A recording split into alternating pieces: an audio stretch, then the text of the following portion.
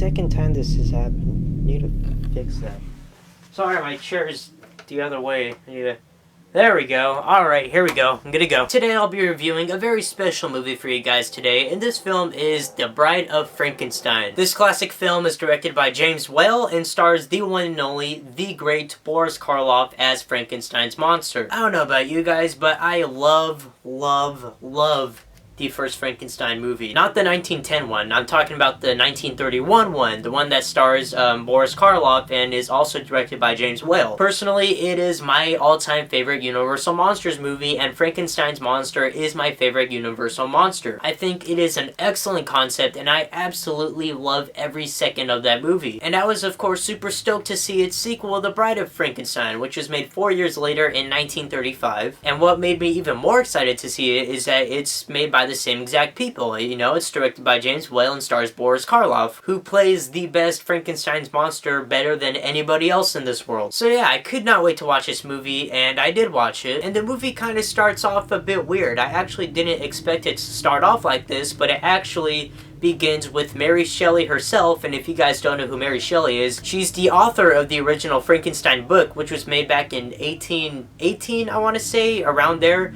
She's the author of this story. It starts off with her in this, you know, kind of big house, and it's all stormy outside, and she's talking to these people, and basically they're talking about her novel, and then she just kind of goes, oh, you know, I have more to the story, I can tell you more about it if you want, and they were like, okay. So they all kind of sit down by her, and then she begins telling the tale, and of course that tale is this movie, which is The Bride of Frankenstein. The Bride of Frankenstein literally starts off right where the last one started, where Frankenstein's monster is, you know, on the mill house or whatever, or he fell down. I don't remember what happened, honestly. Something like that. It was by a mill house, that's all I remember. But, and then Dr. Frankenstein's fate was still left unknown, but of course he lives in this movie, and he ends up going back to his castle, and he's actually about to marry his wife. So after all the events from the first film, Dr. Frankenstein realizes, you know what, I'm done with this science shit, I'm done, I'm not gonna do it anymore, that was too close. But then someone else comes along, and this man is Dr. Holy shit, give me a moment.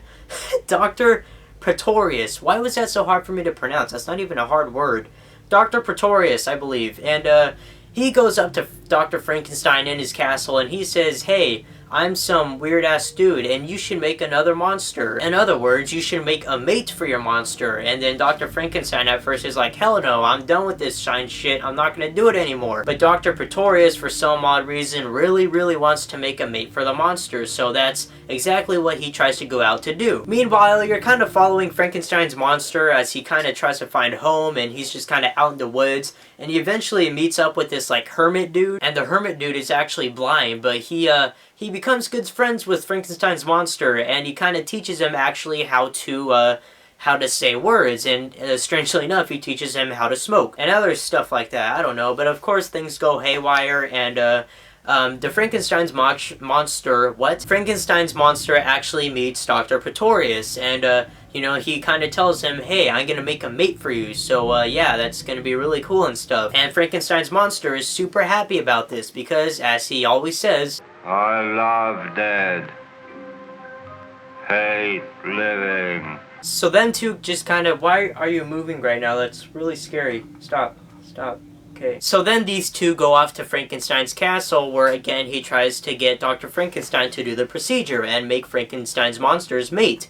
But, of course, Dr. Frankenstein, again, does not approve of this, and he does not want to do it. So what they do is, Frankenstein's monster actually kidnaps Frankenstein's wife and takes her to somewhere far away where Dr. Frankenstein cannot find her. And, of course, after that, Dr. Frankenstein agrees to do the procedure. So pretty much the whole movie now is just them trying to make the bride, and eventually they do, and you know all the story and stuff. But yeah, overall, this was a very enjoyable movie, and I really liked it. One thing that really surprised me, however, that I did not know at all was the fact that the Bride of Frankenstein's monster is actually only in it for like a good 3 minutes. Like, she's not even in the movie practically. So all those pictures and classic scenes that you see of the Bride of Frankenstein's monster, you know, that's only in that short amount of time, which I did not know actually. And another thing that I didn't know that really surprised me is the fact that the Bride of Frankenstein's monster actually doesn't even like Frankenstein's monster. She's actually really scared of him. So you never really get this like feel of you know, bond and love and connection between these two monsters, you know? It's just kind of not there, which I thought it would be, honestly. But that absolutely does not mean that I did not like this movie. I loved this movie, but I really, really enjoyed it overall, and I thought it was awesome.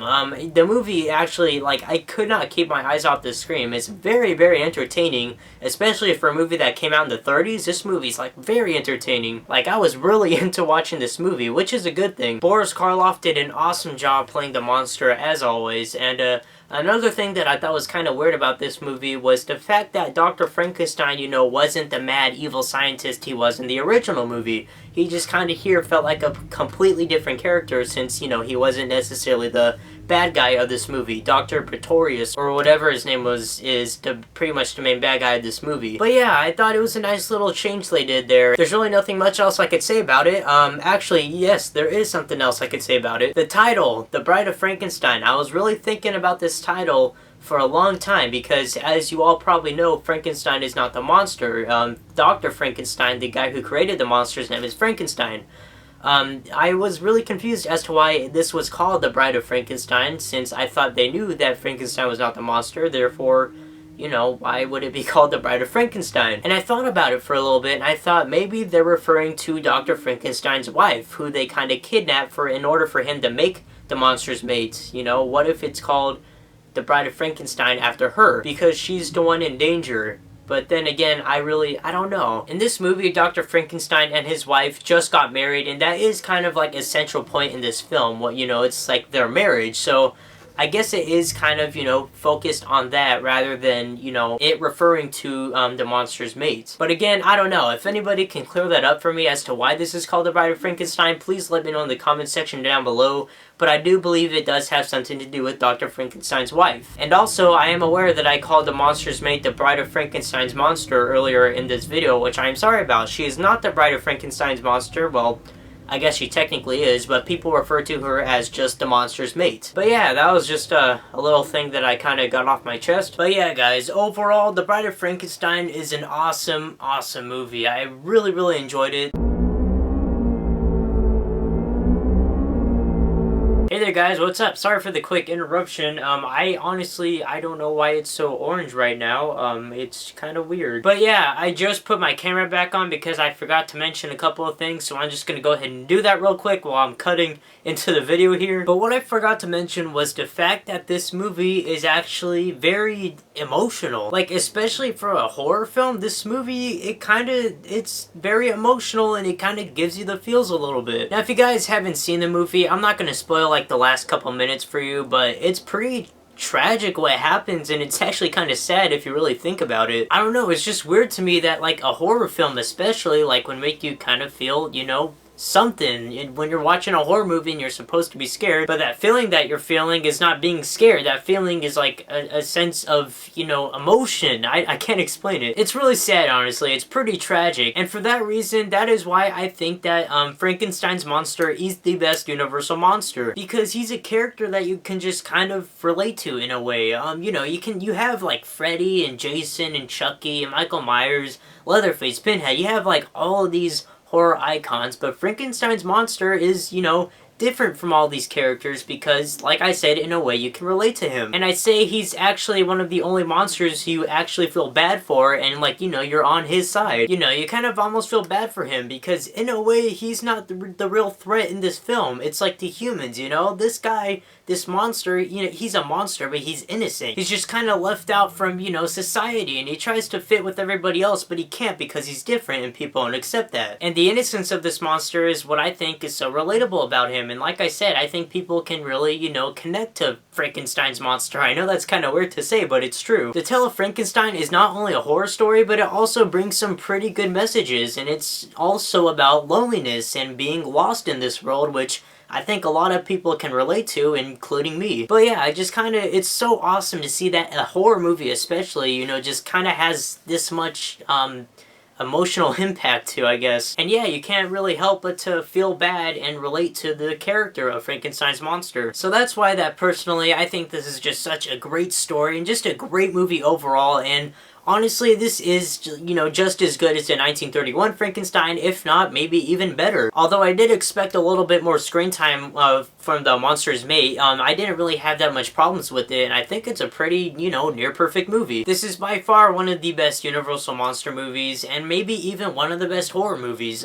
This is just a great movie, and I think all of you guys should watch it if you haven't yet, although I'm sure most of you have already seen this movie. But overall, The Bride of Frankenstein is a great classic monster movie that is just as good as the original 1931, if not even better, and personally, I'm gonna give this film a 5 out of 5, a perfect score. Man, that is 2 5 out of 5s in a row this month. That is crazy. I don't think that's ever happened before, but yeah. And surprisingly enough, they're both older movies, so yeah, that just goes to show you that the older, the better, I guess. But yeah, guys, The Bride of Frankenstein is not only a fantastic horror movie, but it's just a great film in general, and honestly has way more emotion than any other modern horror movie that has come out in the past years. So that really tells you something. But yeah, The Bride of Frankenstein, guys, check it out if you haven't yet, although again, I'm sure you already have. And that is about it for my review. Thank you guys so much for watching. That was really bad. Yeah, sorry again for the little cutout. I just had a couple of things to say before I, ended the video, so sorry about that. Also, sorry, I don't know why it's so orange in the background now. I wish it was like this more often because this feels like Halloween. This is